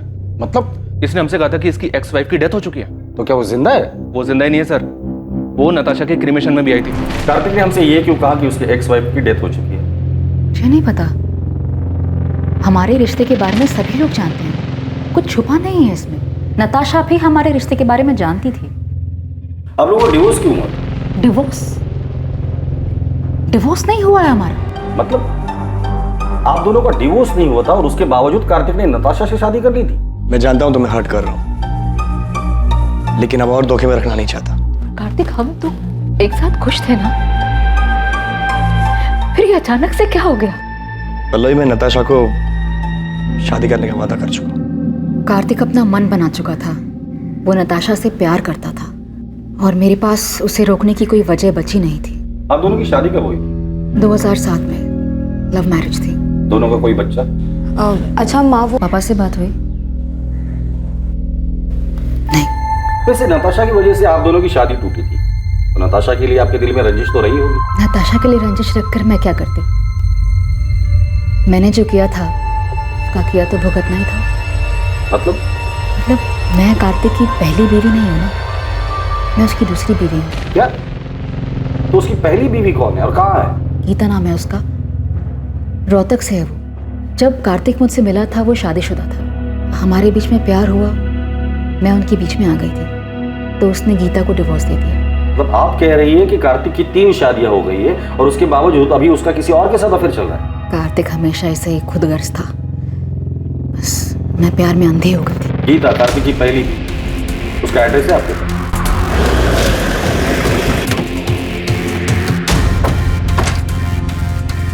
जगदीश अग्रवाल। हाँ सर, मैं ही हूँ, लेकिन आप क्यों पूछ रहे हैं? 444756 ये तेरा नंबर है ना? हाँ सर, मैंने फ्री इंटरनेट के लिए लिया था। उसके फोन पर लास्ट कॉल रात को 9:30 बजे था सर। 444756 इस नंबर से। ये नंबर भी स्विच ऑफ है सर, इसकी भी डिटेल्स निकलवा रहा हूँ। अभी सच सच बोल, नताशा गिल को क्यों मारा? नताशा? सर ये कौन है और मैं किसी को क्यों मारूंगा? तू एडीआई कॉलेज में पढ़ता है ना? नहीं सर, मैं तो एसआरवी कॉलेज में पढ़ता हूँ। सर मुझे नहीं पता आप किस मर्डर की बात कर रहे हो।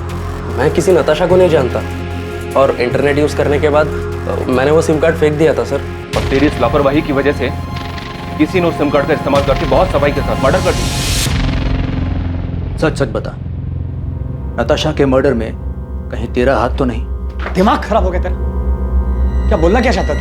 पुलिस को तुझ पे शक। उस रात तूने कहा था कि तू नताशा से काफी परेशान था, उससे पीछा छुड़ाने के लिए कुछ करने की सोच रहा था। अभय, मैं मुंबई से लौटने के बाद नताशा के साथ डिवोर्स देने की सोच रहा था। ये बात तू मुझे उस रात भी कह सकता था।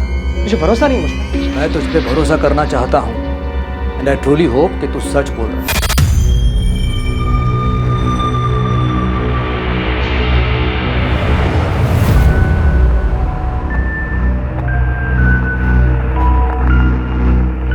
कार्तिक, पुलिस को अब भी तुम पर शक है क्या? उनका शक इतनी जल्दी खत्म नहीं होगा। तो अब आगे क्या करना है? You don't worry, मैंने कुछ सोच कर रखा।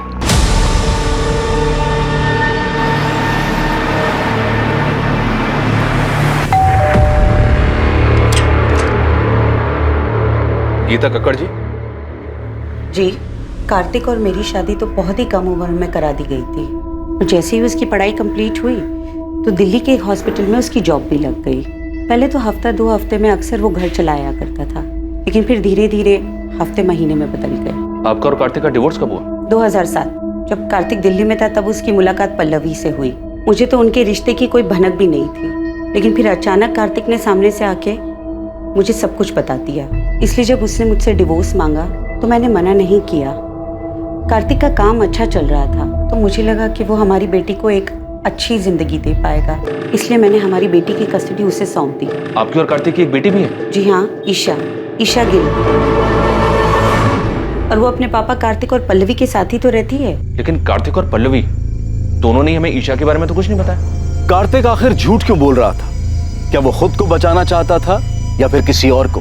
पल्लवी से मेरी शादी हुई तब ईशा 7 साल की थी। शुरुआत से ही मैंने ईशा को अपनी बेटी माना था। मैंने और कार्तिक ने दोनों ने मिलकर इसे बड़ा किया है। लेकिन फिर पापा की जिंदगी में नताशा आई और सब कुछ बिखर गया। मैं ईशा को अपने साथ रखना चाहता था, उसे कभी छोड़ना नहीं चाहता था। लेकिन मैं माँ को छोड़कर कहीं नहीं जाना चाहती थी, खासकर उस नताशा के साथ रहने के लिए, जिसकी वजह से मेरी माँ को इतनी ठेस पहुंची। मैंने वो घर छोड़ा था लेकिन ईशा को कभी नहीं छोड़ा। वो मेरी इकलौती औलाद है। मेरे लिए मेरी फैमिली सिर्फ मेरी माँ है सर, और कोई भी नहीं। और अगर पापा को मेरी इतनी चिंता होती तो वो मुझे छोड़कर कभी नहीं जाते। कार्तिक, पल्लवी और ईशा तीनों से बात करके सिर्फ फैमिली ड्रामा सामने आ रहा है। अभी तक हमारे पास किसी के खिलाफ कोई सबूत भी नहीं है और ना ही कोई वजह। सर, कार्तिक के कॉल रिकॉर्ड्स के हिसाब से भी उसकी और नताशा की लोकेशंस अलग अलग है। मैंने पल्लवी और ईशा के कॉल रिकॉर्ड्स भी स्टडी की। इंसिडेंट के वक्त ये दोनों घर पर ही थे। इनके अलावा डॉक्टर अभय, नताशा का फ्रेंड अमृत और नर्स मोना, इनके खिलाफ भी कुछ नहीं मिला। तो प्रधान, नताशा को मारा किसने? किसने की होगी इतनी जबरदस्त प्लानिंग जो हमारे हाथ ही नहीं लग रहे? साहब अंदर आऊं क्या? आजा बहादुर, कुछ अच्छी खबर है तो बता। साहब, हमने गुरुग्राम में आपकी सफेद कार को पूरी तरह छान मारा, लेकिन किसी भी कार पे वो स्टिकर नहीं दिखा सर। यहाँ तक कि एनसीआर इलाके में भी ढूंढा, लेकिन वो स्टिकर वाली कार नहीं दिखी सर। और नताशा के गहनों के बारे में कुछ पता चला? अभी मार्केट में आए नहीं है। और सर, वो सुपारी वाले एंगल से भी कुछ मिला नहीं।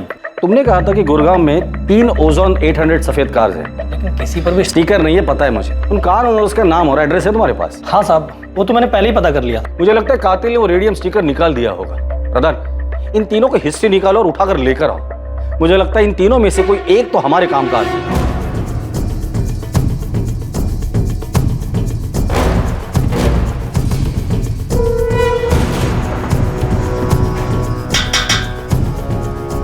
क्या हुआ सर? विक्रांत मेरा बेटा है। कहाँ है? वो तो गैरेज में गया है काम करने। विक्रांत जहाँ काम करता है वहाँ का एड्रेस दीजिए। सब क्या हुआ है मुझे?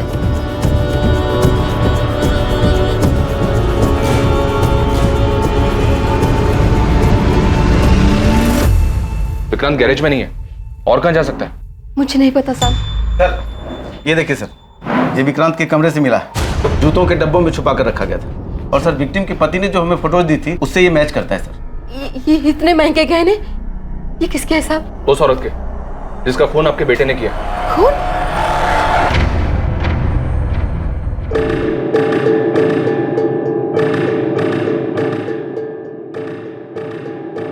हाँ विक्रांत बोल। राजीव, अबे पुलिस मेरे घर तक पहुंच गई।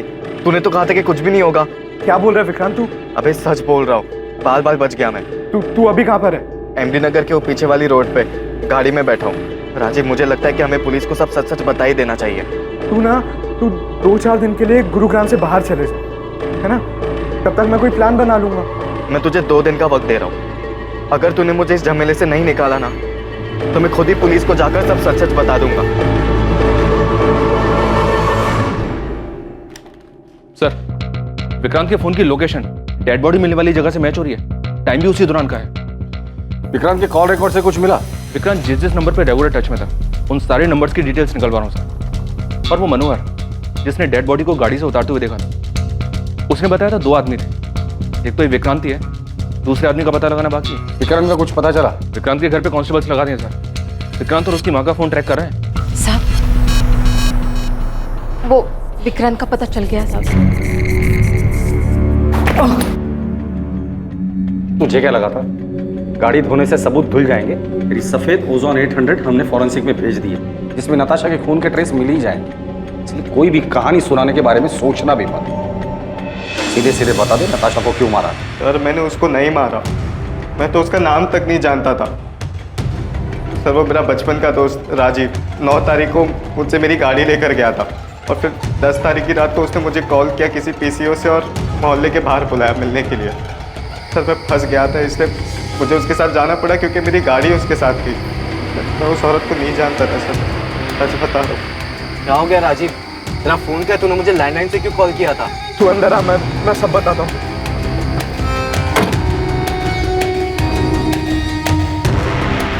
राजीव तू इतना बौखलाया हुआ क्यों है? कुछ बताएगा मुझे क्या हुआ? सर मैं प्यार के जुनून में अंधा हो गया था सर। उसे पाने के लिए जो बन पड़ा मैंने किया सर। किसके प्यार का जुनून था? नताशा के? नहीं सर, ईशा के। ईशा के लिए तूने नताशा को मार दिया? हाँ सर। तो ईशा ने तुम्हें कहा था नताशा को मारने के लिए?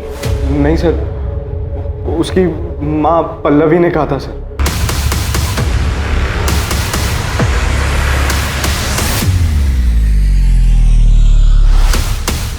पल्लवी मुझे बिल्कुल पसंद नहीं करती थी क्योंकि मैं उसकी बेटी के स्टेटस के बराबर नहीं था। मैं और राजीव पिछले 6 महीने से डेट कर रहे थे, पर माँ हमारे रिश्ते से खुश नहीं थी। तकरीबन 1-1.5 महीने पहले मैंने राजीव को घर बुलाया था लंच पर, ताकि माँ उसे और जान सके। जब मैंने राजीव को घर पे देखा तो मुझे लगा कि इस मर्डर को अंजाम देने में मैं उसका इस्तेमाल कर सकती हूँ, इसलिए मैंने उसके सामने एक शर्त रखी। तुम अगर ईशा के साथ रहना चाहते हो, मेरा एक काम करना पड़ेगा। मैं आपकी बेटी से प्यार करता हूँ और ईशा के साथ के लिए मैं कुछ भी करने के लिए तैयार हूँ। किसी की जान ले सकते हो? माँ, इस सब में आप राजीव को क्यों खींच रही हो? तुम्हारे साथ रहना चाहता है ना, तुम्हारा साथ नहीं दे सकता। राजीव नताशा को मारने के लिए तैयार था, ईशा नहीं चाहती थी कि वो किसी पछड़े में पड़े। मैं उसका इस्तेमाल नहीं कर सकती। हाँ, अगर वो तुमसे प्यार करता है तो तुम्हारे लिए इतना तो कर ही सकता है। लेकिन माँ, आप ऐसे कैसे किसी और की लाइफ डेंजर में डाल सकती हो? उसका तो इन सब से कोई लेना देना भी नहीं है। थोड़ा अकल से काम लो ईशा। कल को अगर नताशा के मर्डर की बात पुलिस तक पहुंच भी जाती है तो राजीव पर हम सारा ब्लेम डाल सकते हैं। माँ, अगर ये सब बात आप ना ही करो तो बेहतर होगा। राजीव पर प्यार का भूत सवार था। वो किसी भी तरह हमारे रिश्ते पर माँ की हामी चाहता था, इसलिए उसने मेरे लिए अपने सर पर इतना बड़ा खतरा उठा लिया। वो तो उसे करना ही था, बेवकूफ़ है वो। नताशा को कैसे मारा और क्यों? नताशा को मारने के लिए उसे उसके घर से बाहर निकालना ज़रूरी था, और मेरे कुछ भी कहने से वो घर से बाहर निकलने वाली थी नहीं। उसे कुछ मजबूत चारा देने की ज़रूरत थी, और फिर मैंने उसे वो चारा दी।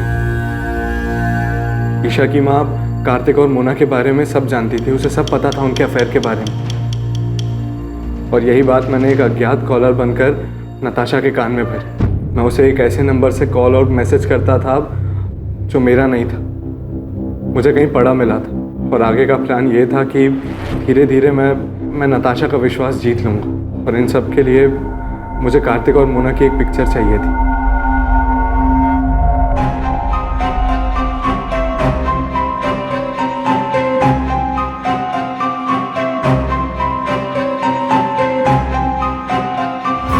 प्लान के मुताबिक 10 अगस्त को राजीव ने वो फोटोज उसे दिखाए। मुझे पता था नताशा वो फोटोज देखकर बहुत अपसेट हो गई। फिर रात 9:30 बजे मैंने नताशा को कॉल कर मिलने बुलाया। मैंने कहा कि मुझे पता है कार्तिक कहाँ है और किसके साथ है, और 1 लाख रुपए के बदले में मैं उसे वहाँ ले जा सकता हूँ। और नताशा कार्तिक को रंगे हाथों पकड़ना चाहती थी। वो तुरंत राजी हो गई। फिर थोड़ी देर बाद ही मैंने नताशा को मार्केट रोड के चौराहे से पिक किया। कहाँ है कार्तिक? किसके साथ है? मैं आपको वहीं लेके जा रहा हूँ। आप पैसे लाए हो? हाँ, पूरे 1 लाख है, पर काम हो जाने के बाद। ये कहाँ लेके आ गए हो तुम मुझे? यहाँ जंगल के बीच में तुमने गाड़ी क्यों रोक दी? बस 1 मिनट। पल्लवी, ईशा, तुम दोनों यहाँ पे क्या कर रहे हो? क्राइम कैसे हुआ ये तो आपने हमें बता दिया, पर एक सवाल अब भी बाकी है पल्लवी जी। क्यों? वजह क्या थी नताशा को मारने की? कार्तिक मेरा था, कानूनी तौर से भी और मन से भी। वो मेरा पति था, और नताशा ने उसे मुझसे छीन लिया था, इसलिए मुझे उसको अपने रास्ते से हटाना था। लेकिन आप दोनों तो बहुत साल पहले अलग हुए थे, तो फिर क्यों? क्योंकि मैं कार्तिक को बहुत अच्छी तरह से जानती हूँ। शादी के दौरान भी उसके कई सारे अफेयर्स हुए, पर हर बार वो मेरे पास लौट कर आया था। और नताशा आने के बाद वो लौट कर नहीं आया? हाँ, पता नहीं उसने क्या जादू कर दिया था। जब पहली बार मुझे कार्तिक ने बताया नताशा के बारे में कि वो उसे शादी करना चाहता है, तो मैंने उसकी बात मानी नहीं। कि मुझे तब भी उम्मीद थी कि वो मेरे पास वापस लौट कर आएगा, पर उसने शादी की और तब मुझे बहुत बड़ा धक्का लगा। माँ इस बात को मान ही नहीं रही थी कि पापा ने शादी कर ली। उन दिनों इन्हें संभालना बहुत मुश्किल हो गया था, जैसे इन्होंने अपना संतुलन ही खो दिया हो। और इन सब के जिम्मेदार मेरे पापा थे, इसलिए मैं उनसे आज भी उतनी ही नफरत करती। धीरे धीरे सब ठीक होने लगा था, माँ की तबीयत भी संभलने लगी थी, पर कार्तिक गिल को हमारी खुशियां कहाँ मंजूर थी। कार्तिक, इतनी देर रात तुम यहाँ क्या कर रहे हो? पल्लवी, मैं तुमसे सॉरी। सॉरी पल्लवी। अंदर आराम से, आराम से। क्या हालत बना रखी है तुमने? Miss you Pallavi, I miss you. क्या कह रहे हो तुम ये? सच बोलो, मेरी जिंदगी में तुम्हारी जगह और कोई नहीं ले सकता। इतने सालों बाद अब तुम्हें मेरी याद आई है? तुम ही तो गए थे ना मुझे छोड़कर। गलती हो गई मुझसे, मैं देखो आज वापस भी तो आया हूँ। आज मेरे पास सब कुछ, नताशा, मोना, फिर भी मैं बहुत अकेला हूँ।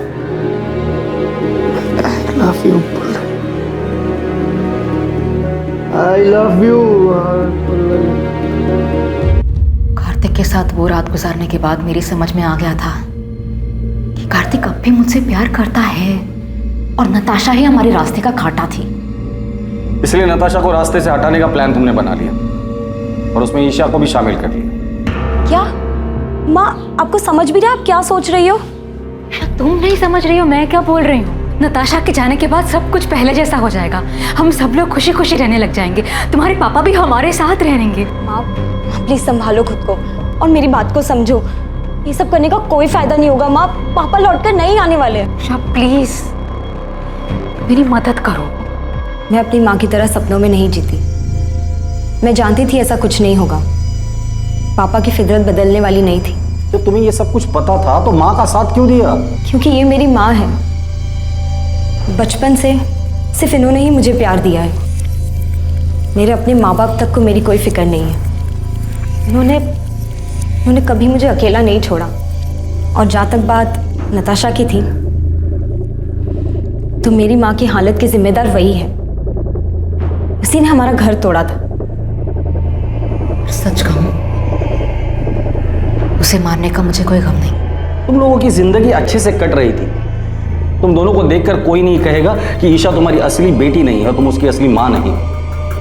इतना सब कुछ अच्छे से चल रहा था, वो एक झटके में तुमने खत्म कर दिया। एक ऐसे आदमी के लिए जिसने बार बार ये साबित किया है कि वो तुम्हारा ही नहीं, किसी का भी अच्छा पति बन ही नहीं सकता।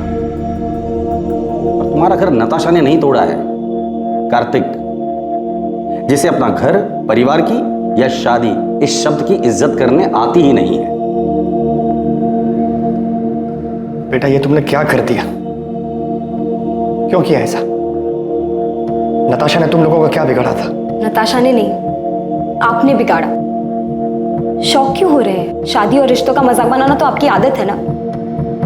किसी के साथ रहना नहीं रहना ये तो आपकी मर्जी है। जब जी चाहा तब आप वापस आ गए और जब जी चाहा तब छोड़ दिया। पहले गीता, फिर माँ, नताशा और अब मोना।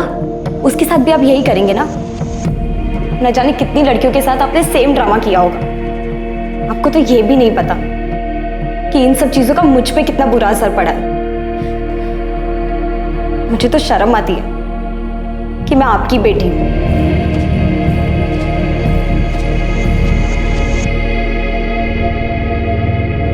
पल्लवी गिल, उसकी बेटी ईशा गिल और ईशा के बॉयफ्रेंड राजीव वालिया को नताशा की हत्या के आरोप में आईपीसी की धारा 302 और सबूत मिटाने के लिए आईपीसी की धारा 201 के तहत बुक किया गया है। राजीव का फ्रेंड विक्रांत मेहता, जो कि अपराध में इस्तेमाल हुई कार का मालिक था, उस पर आईपीसी की धारा 201 के तहत आरोप लगा है। पल्लवी हर हाल में कार्तिक को पाना चाहती थी, जिसके लिए उसने बिना कुछ सोचे समझे नताशा की हत्या कर दी। पल्लवी भावनात्मक रूप से उस हद तक पहुंच गई थी जहां तर्क और समझदारी बेकार लगने लगे थे, जहां पल्लवी को अपराध ही एकमात्र जरिया दिखाई दे रहा था और उसने इस जुर्म में ईशा को भी भागीदार बना लिया। बेशक पल्लवी गलत थी, लेकिन वो अकेली गलत नहीं थी। अगर ईशा चाहती तो अपनी मां को समझाकर इस जुर्म को होने से रोक सकती थी, लेकिन उसने भी अपने अंदर की कड़वाहट के कारण समझदारी, लॉजिक और कॉमन सेंस को दरकिनार कर दिया। भावनात्मक रूप से उथल पुथल होने के वक्त लिया गया हर फैसला इसमें शामिल लोगों के लिए हमेशा तबाही लाने वाला ही होता है। फिर मुलाकात होगी एक और नए केस के साथ। देखते रहें क्राइम पेट्रोल सतर्क, सोमवार से शुक्रवार रात 11 बजे। और याद रखें, क्राइम और आपके बीच में सिर्फ इतना फर्क है कि आप कितने सतर्क हैं। सतर्क रहें, सुरक्षित रहें। जय हिंद। इस तरह के और भी एपिसोड देखने के लिए हमारे चैनल को सब्सक्राइब करें और बेल आइकन दबाना ना भूलें।